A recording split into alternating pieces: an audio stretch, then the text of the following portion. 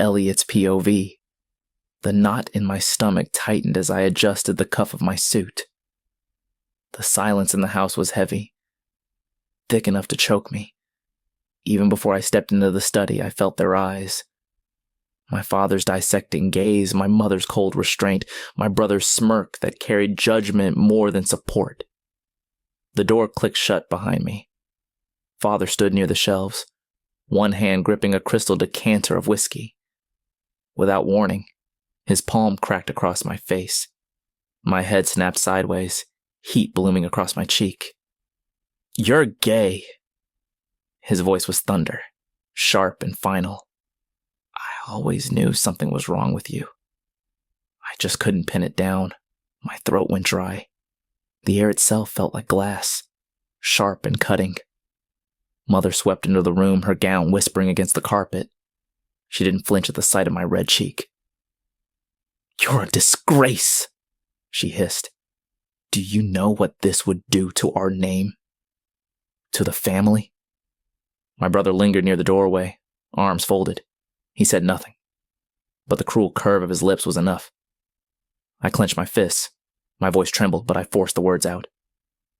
"I'm bi, Dad. And being gay, being bi, isn't a disease. It isn't shameful. It's me." A knock broke the air. The maid bowed slightly. "Sir, Madam, the Harringtons have arrived." Father's jaw locked. His voice dropped to ice. "Compose yourself." Now in seconds, the fury vanished from his face. The mask of a dignified patriarch slipped neatly in place. Mother smoothed her gown.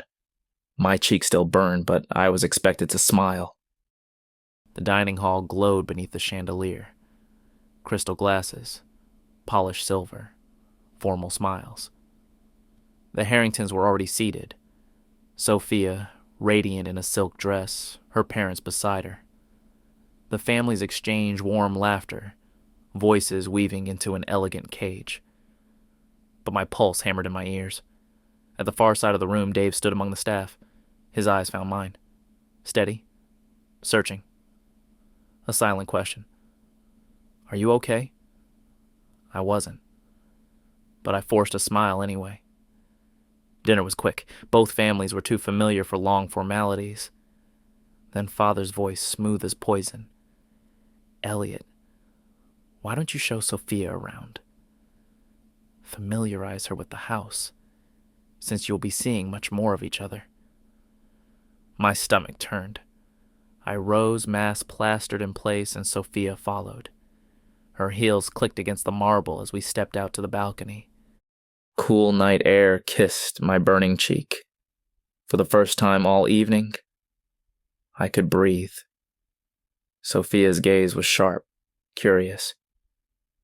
"You looked at him," she said softly. "The boy across the table." "Dave..." I froze. Her eyes locked with mine, unflinching. "I'm bi," I whispered. The word trembled, but it was real. Being bi isn't a disease. It's not shameful. It's me. The city hummed below us, carrying my confession into the night. Sophia studied me like a puzzle piece that didn't fit. Then she smiled. Almost kind. Almost cruel. "And yet, they'll marry you off to me." As if that could erase it. Her words cut deeper than Father's slap, because she wasn't wrong. They didn't care who I loved, only what I represented. I wanted to scream. To tell her that Dave's smile was the only thing keeping me alive in this prison. That every time I breathed near him, I remembered what freedom could feel like. But my voice stayed locked in my throat.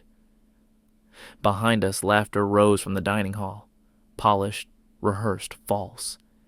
It echoed like a warning bell. I stood on the edge of two worlds, trapped in both. And for the first time, I wondered if the fire inside me would burn everything down.